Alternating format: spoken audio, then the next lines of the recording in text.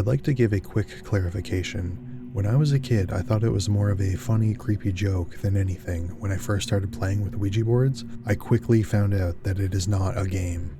With that out of the way, I was 11, my sister was 10, and my aunt was 16. My aunt used to stay with us for most of the summer. We loved watching cringy, scary videos. Ridiculous, I know, but it was 2016. We thought that they were scary and crazy at the time, which I see now are totally fabricated and staged for views, but in most of the videos, there were Ouija boards, and we wanted to try. So, we convinced my mom to buy us one. At first, she was totally not okay with the idea, but we begged her for a good week. We finally convinced her by saying that she could play with us too. She caved and got one. I wish she hadn't. With every fiber of my being, I regret it now. But we get it, and we wait for my other two siblings to go to bed so the four of us could play.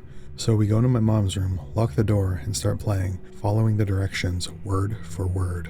My mom always made sure to explicitly say, we are only looking for contacts within our family. We are not accepting any other spirits to speak with. My older sister came through. She had passed away before she was born. What's your name? My mom asked. Rosie, the planchette replied.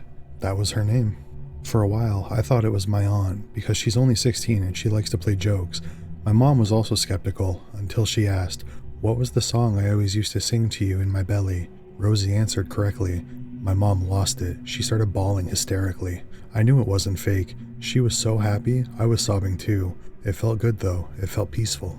A little while after speaking to Rosie, we thought that would be a good ending point for the evening, so we thanked all the spirits that we spoke to and said goodbye. A few weeks go by and we decide to play with the board again. This is the story that will stick with me for the rest of my life.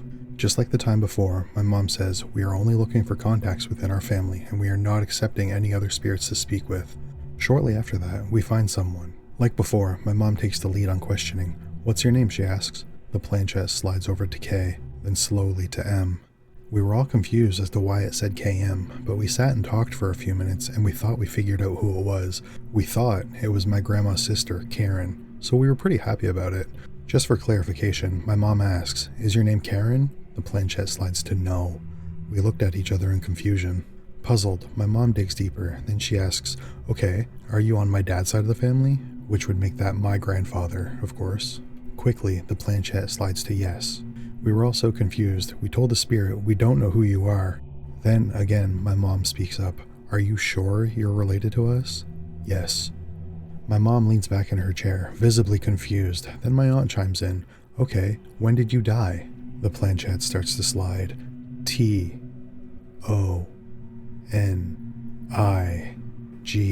Tonight, my mom chuckles. She's convinced that one of us are messing with her at this point. The planchette slowly slides to yes. We all let out a collective gasp. It felt like the air was sucked out of the room. Our stomachs dropped. We were terrified. How? My aunt squeaks.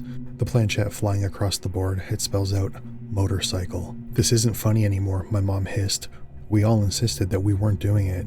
She finally believed us and we were all actually really scared and confused at this point. Genuinely, we were all terrified. My mom told the spirit that we didn't know them and we said goodbye because we were too scared to keep going. We sat at the table and talked for a little bit longer. We were all pretty shaken up, but tried to put it in the back of our minds, while simultaneously trying to wind down for the night and get some sleep. We all decided to sleep in the living room together, just to comfort one another.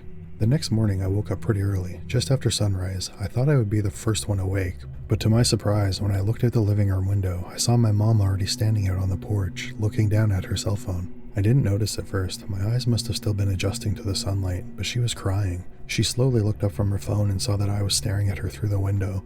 She came back inside, and as soon as she did, she collapsed on the floor, sobbing, in the process waking my aunt and my other sister up. What's going on? My aunt asked. All she can say in between her sobs are, he's gone, over and over again. What are you talking about? My aunt asked. Who's gone? In between sobs, all she could say over and over again was, he's gone. The three of us just sat there in silence, a sick feeling in our stomach. After a few more minutes of not really knowing what to do, my mother was able to calm down enough to at least tell us what was going on. She told us that she woke up this morning to a call that her cousin, Kenny, was in a really bad accident last night and he didn't make it. What kind of accident? I asked, with a sinking feeling that I already knew the answer. My mother looked up at me from the floor with her red puffy eyes and she cried out, it was a motorcycle accident. Every one of our facial expressions dropped. We were all sitting there, left with the sinking feeling. We literally knew he died before anyone else. And for some reason, I kind of felt guilty because me personally, I didn't know him, but it felt like a sign. He needed us to know. He needed to say goodbye to someone. Even thinking about it today, I'm still overcome with such an immense sadness. Ouija boards are not a game. We have never touched another one since, and we have since moved out of that house because it started to get weird. You open up a world to other things and you have no idea what could come through.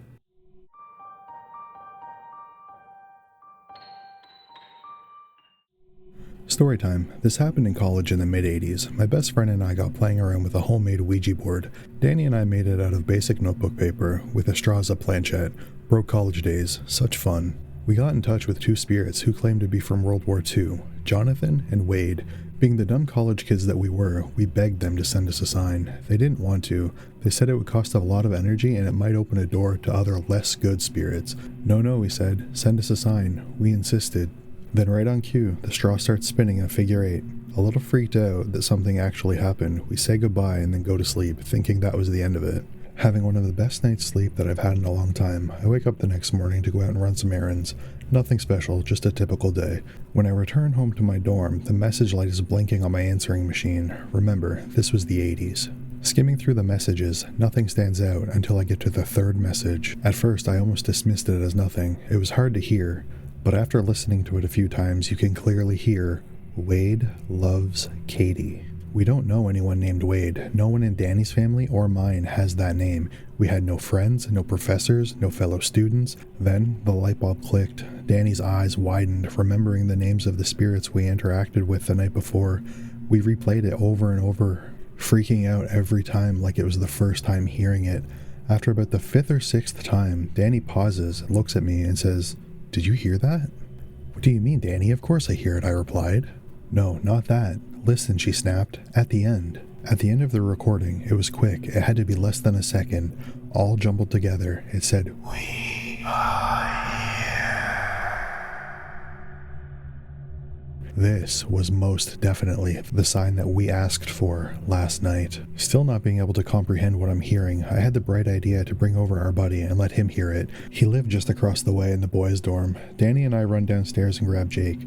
We run back upstairs and into the room and see that the message light is no longer blinking. We go to play the messages and they're all there except the one that we wanted to show him.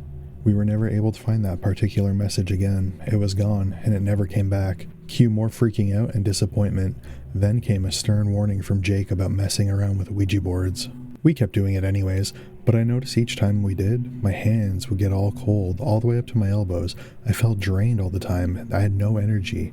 A few weeks after all of this began, my roommate went home for the weekend, and I had gone out for the night. I returned home around dusk, and I walked in, and the dorm was freezing cold. I could see my breath. In May, in the deep south. Walking in and tossing my jacket onto the bed, I glanced at the window, and then I saw it. A giant hand knocking 3 times through the glass. Someone just playing a prank on me, right? Yeah, no, I live on the 3rd floor.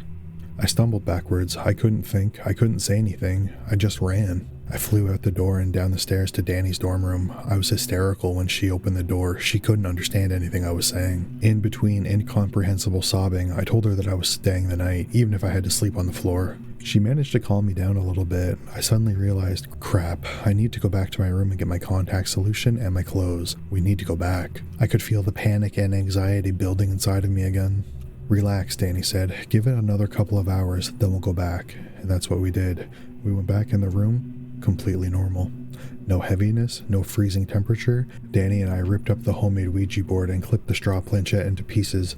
Clearly we invited more in than we realized. We never messed with it again. Lesson learned.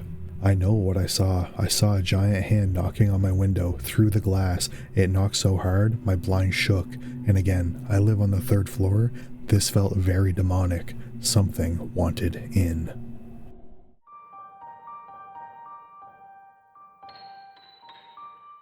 This isn't my story, but it did happen to a guy I was dating quite a few years ago.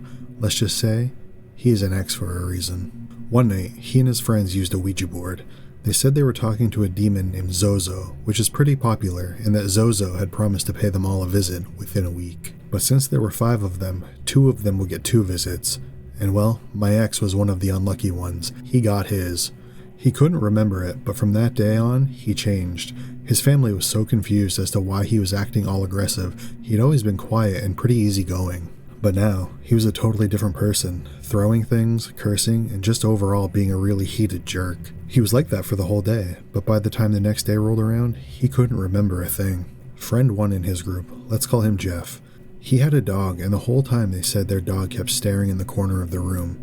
It's like the corner looked just a little darker than the rest of the room, and their dog wouldn't take his eyes off of it. He would growl and even snapped at the corner a few times. Jeff felt like there was something watching him the whole night.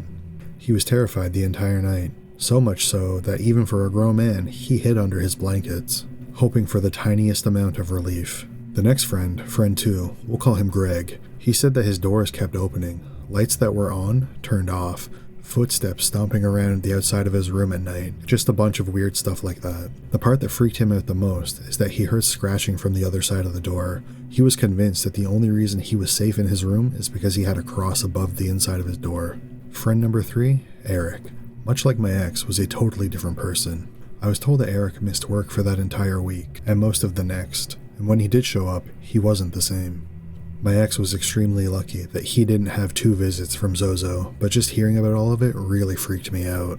As someone who's never touched a Ouija board or even really talked about one, because if I did, my mom would disown me and kick me out of the house.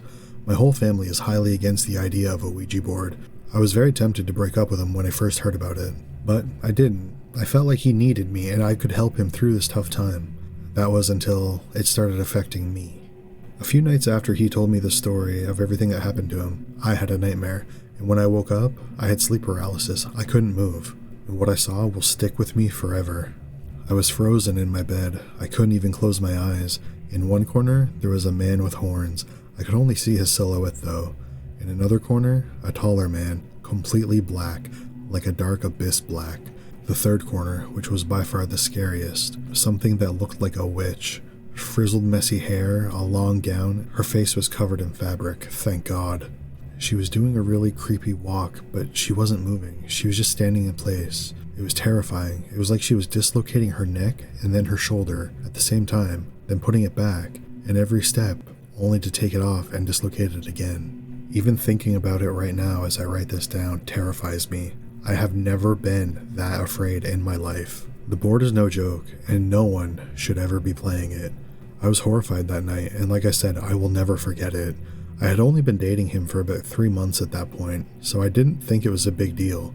The next day, I was so tired, paranoid, and scared, I told him I wanted to break up, and I was dead set on it. Somehow, he managed to get me to stay, which ended up being a 2-year relationship, which ultimately ended up ending for different reasons. But if I ever meet someone who has touched a board again, I will cut ties and break it off right then and there. That's a red flag.